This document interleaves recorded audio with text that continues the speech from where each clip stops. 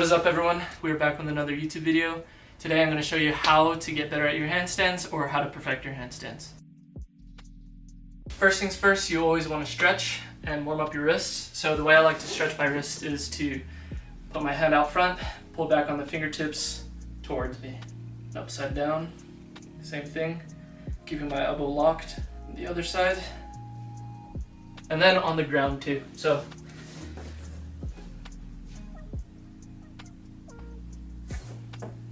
I like bringing my wrists in, putting some pressure on them.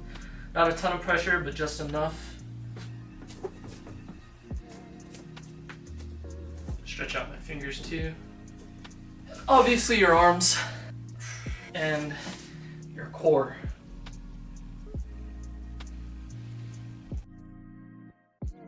So a lot of people do is when they handstand, they either kick too much and fall over, or they get stuck here.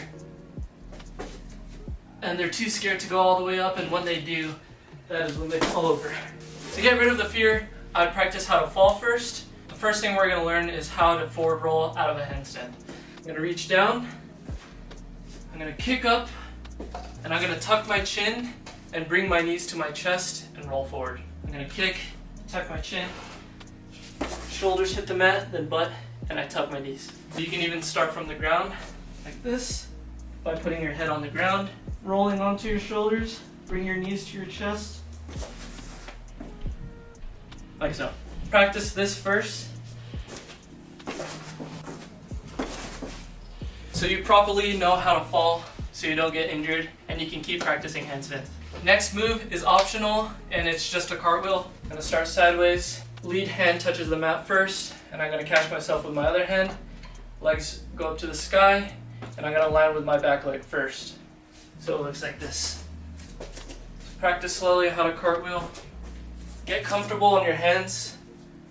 And that just helps you learn how to fall better off the wall, and maybe to catch yourself when you do a handstand. Also, it strengthens your wrists. When you do handstand, to catch yourself, you forward roll. Sometimes you can't catch yourself fast enough for a forward roll, so you switch into a cartwheel. Okay, now I'm going to show you some basic moves for your handstand that help a ton, and also warm up your wrists before you get into drilling. So first move is called the pike. We're going to go into a push-up position. So for the width, I like to put my thumbs to my nipples and I punch down. So push up, and then we're going to walk up as far as you can until your butt is in the air like this. When you do this, make sure you're not dangling your head and your elbows are bent. Make sure your elbows are locked and that your shoulders are engaged. Like this. You're on your toes. There's a lot of pressure on my hands and shoulders. And for this first movement, we're just going to walk back and forth. Rock back and forth. A huge tip that helped me a lot when doing handstands is to imagine that you're gripping the floor. So let's say you're doing the pike. Pretend you're gripping the floor. You go into your pike, and something I didn't mention is make sure you try to keep your legs locked. If you're not flexible enough to go here, that's fine. If you can only go up to here, that's fine too. Just go up as far as you can and then start rocking. You could also add push-ups. That's an optional thing to build your strength over time. So I'm going to bend my arms and go down, forehead to the mat, and back up.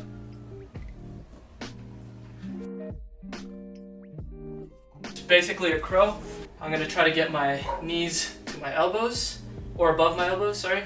I'm going to place my hands down, and I'm not going to place it forward. It's going to be slightly tilted out to like a 45-degree angle. And then again, I'm going to grip the floor. I'm going to push off my toes, and I'm going to slowly lean forward. So I'm not going to rush and slam my head on the ground. I'm going to slowly rock into it until I find the sweet spot. So most of the time, you're going to keep falling on your toes, which is fine. When you do it more and more, you start to find your balance. Also, make sure you're looking up, because when you're looking down, that's going to put weight forward and it'll make you fall on your face. So I'm looking straight. I'm finding my balance slowly. I'm gripping the floor.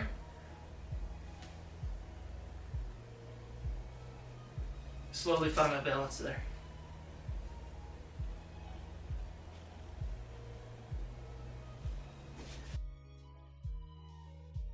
Okay, moving on to the wall. There's back facing the wall and chest facing the wall.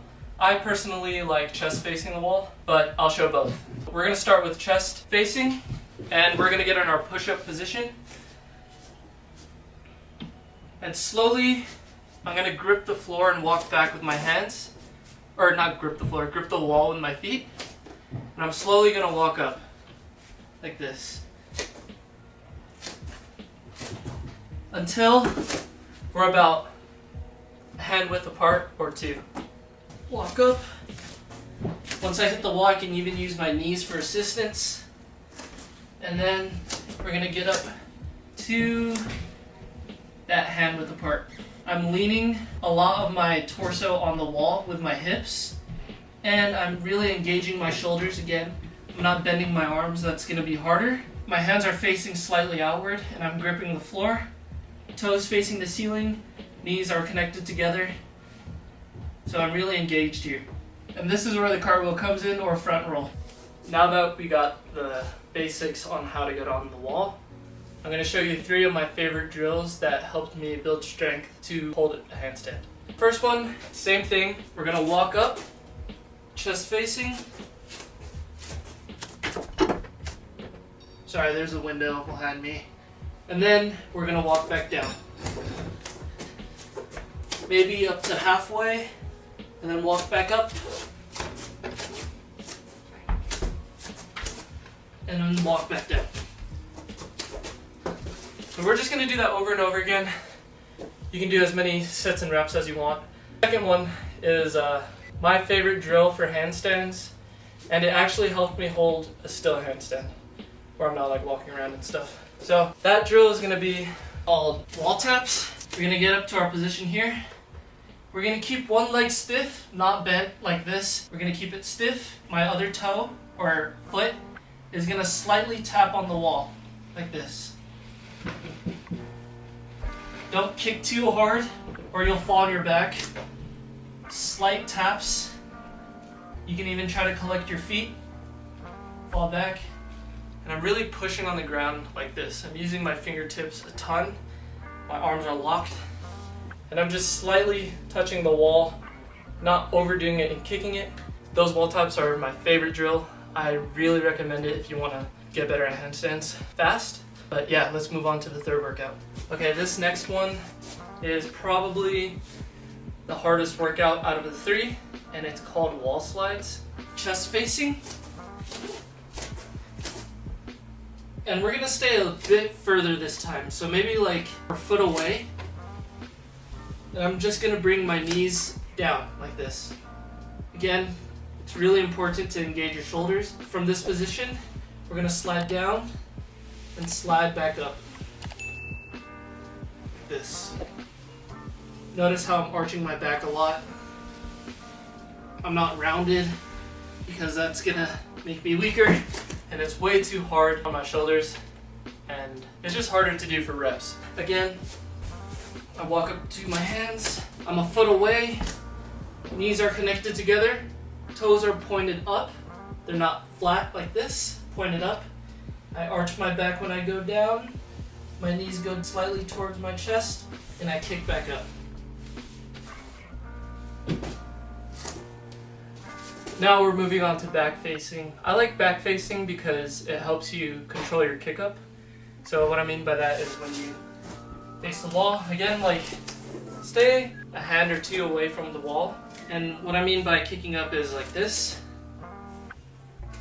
Lots of people have uncontrolled kick-ups where they slam their feet against the wall and they end up hurting their heels or collapsing onto their head, all that bad stuff. Make sure you really control the kick-up. What I like to do is I like to go up one by one, my dominant leg first, until I feel the wall, and I slowly compress my foot on the wall like that. I'm not freaking out and slamming on. I'm just slowly controlling gently, and then my other leg follows through until I feel the wall. and then my other foot follows. And actually, that's going to be the first drill. This is going to be really important when you do a free handstand and kick up to it. Make sure you really work on your control, gripping the floor, and everything else.